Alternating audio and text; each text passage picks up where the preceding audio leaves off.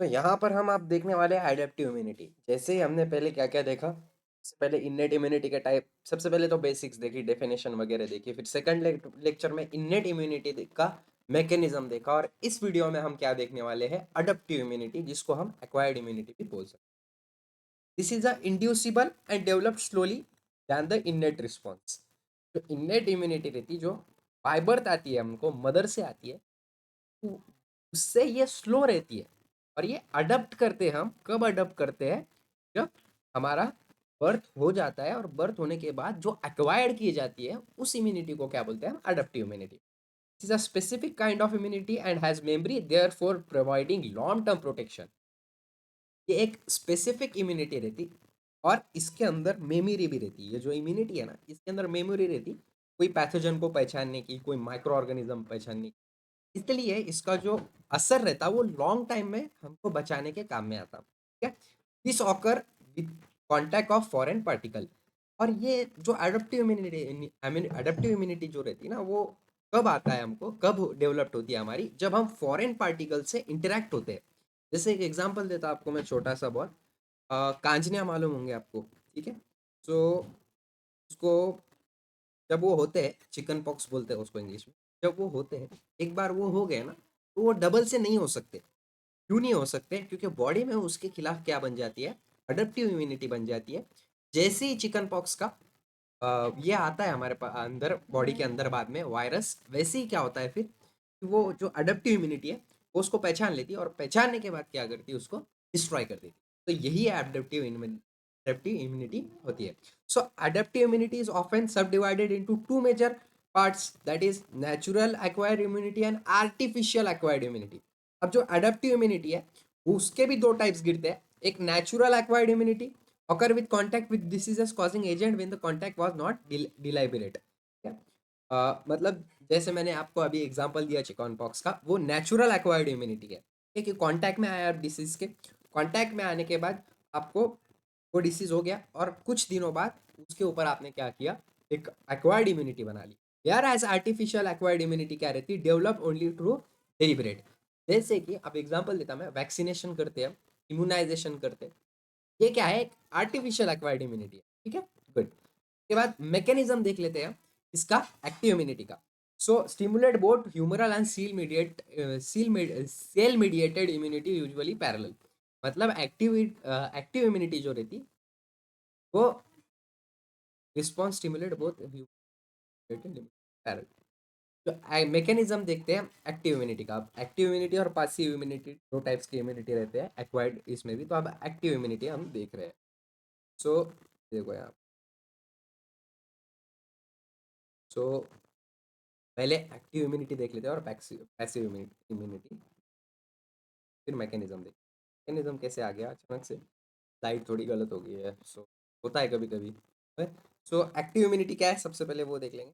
तो types of adaptive adaptive immunity, adaptive immunity का दूसरा नाम एक्वायर्ड इम्यूनिटी है। ठीक है, गुड। सो एक्टिव इम्यूनिटी क्या है? Naturally acquired active immunity occur when the person is exposed to a live pathogen, develop the disease and become immune as a result of primary immune response। ठीक है?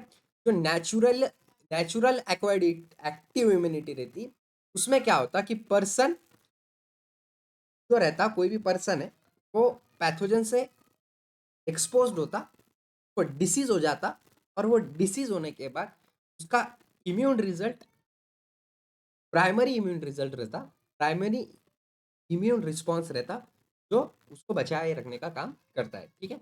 और उसके बाद जैसे ही वो double pathogen आएगा बॉडी में, कोई भी एक्स वाई जेड, जैसे कि मैंने चिकन पॉक्स का एग्जांपल दिया था, सेम यही है। चिकन पॉक्स आ गया, वापस पहले बॉडी में आ गया, वो उसने डिसीज कॉज कर दिया। फिर हमारी इम्यूनिटी ने क्या किया? उसके खिलाफ क्या किया? रिबेल किया। रिबेल करने के बाद उसको हरा दिया और उसको याद रख लिया वो पैथोजन को कि हाँ भाई, ये चिकन पॉक्स का क्या है? हमारा चिकन पॉक्स का पैथोजन है। उसको याद रख लिया, तो ये पहला प्राइमरी रिस्पॉन्स हुआ।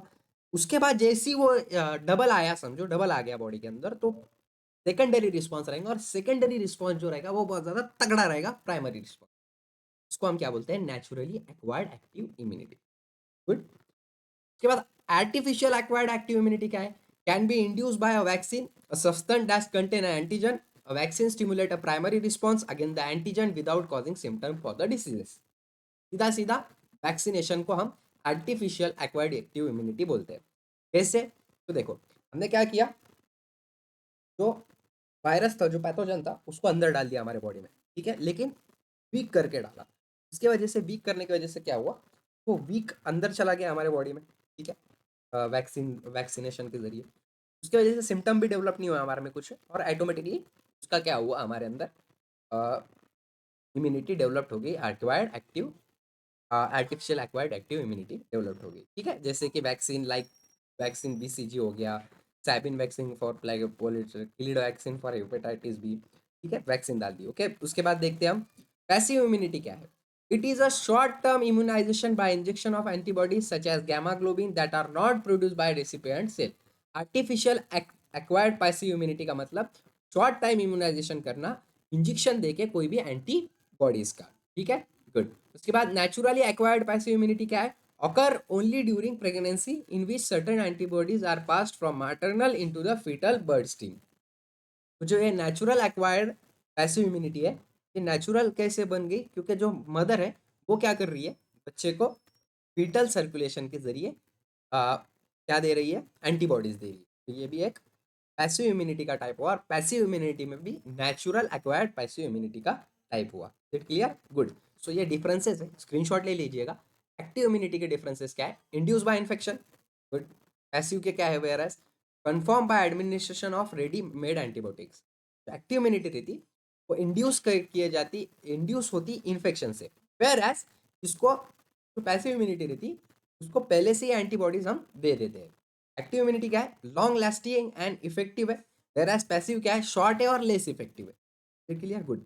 उसके बाद एक्टिव इम्यूनिटी क्या है, effect only after lag period, whereas passive immunity कैसी है, इफेक्ट इमिडिएटली। एक्टिव है उसको टाइम लगता है एक्ट करने, लेकिन पैसिव को बहुत जल्दी वो एक्ट करती है। एक्टिव में exposure led to immediate maximal response, लेकिन lag time between exposure and maximal is response, good. जो एक्सपोजर टाइम है वो इमीडिएट मैक्सिमल रिस्पॉन्स देता है, लेकिन इधर कैसा है, तो इसको थोड़ा टाइम लग सकता है, ओके। इम्यूनोलॉजी, इसमें एक्टिव इम्यूनिटी में इम्यूनोलॉजिकल मेमोरी प्रेजेंट रहती है, पैसिव में वो इम्यूनोलॉजिकल मेमोरी प्रेजेंट नहीं रहती है। एक्टिव इम्यूनिटी में निगेटिव फेज में ऑकर, पैसिव में no negative phase occurred, okay. उसके बाद एक्टिव इम्यूनिटी में no applicable to immunodeficient person, passive में क्या रहता है, applicable to immunodeficient person, okay. उसके बाद एक्टिव में used for prophylaxis to increase body resistance, जैसे बीसीजी वैक्सीन होगी, और यहाँ पर यूज फॉर एक्यूट, ठीक है, गुड। तो यहाँ पर मैकेनिज्म देख लेते हैं। तो ये एक्टिव इम्यूनिटी जो रहती है उसका दो टाइप्स गिर सकते हैं, एक ह्यूमोरल इम्यूनिटी और एक सेल मीडिएटेड, और ये दोनों पैरेलली चलते हैं। तो जो ह्यूमोरल इम्यूनिटी रहती है, it is a antibody mediated immunity. It depend on the synthesis of antibody by plasma cell. The cell produce specific circulating antibody which combine specifically antigen and modify their activity. Modified activity is done by lysis of antigen molecule. Their toxin may be neutralized or in the form of removal of antigen by phagocytosis. जो ये humoral immunity रहती, ये modified activity रहती, जो कि molecule के toxin से मिलकर बनी हुई रहती है, जो न्यूट्रलाइज करती एंटीजन को, और फाइगोसाइटोसिस का काम ह्यूमरल इम्यूनिटी करती। तो इतना लिखा हुआ है ना सब, इतना मत पढ़ो। एक चीज याद रखो, जो ह्यूमरल इम्यूनिटी इसका मेजर काम क्या है, तो फाइगोसाइटोसिस का। फाइगोसाइटोसिस मतलब क्या होता है, तो जाने वो खाने का काम करता है।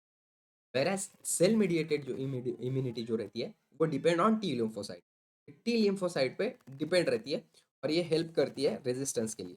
ये किसके लिए? रेजिस्टेंस देने के लिए बॉडी में। हाँ। उसके बाद ये क्रोनिक बैक्टीरियल इन्फेक्शन जब होते हैं तब भी बहुत ज़्यादा काम आती है सेल मीडिएटेड, और साथ ही साथ वायरल इन्फेक्शन बहुत ज़्यादा काम आती है, ओके। इसके बाद का हमारा टॉपिक है एंटीजन, ओके। एंटीजन और एंटीजन इसके बाद हम पढ़ने वाले हैं इसके अगले लेक्चर में, ठीक है। सो इसका अगला लेक्चर कल आ जाएगा, आपने वो देख लेना है अच्छे से। So much, have a great day. I hope आपको ये B A M S B A series जो चल रही है फिजियोलॉजी समझ रही होगी। और यहाँ तक आए होगे तो आप पास हो ही जाओगे। सारा लेक्चर देख रहे हो, not a easy task at all. सारा लेक्चर देखता है कोई।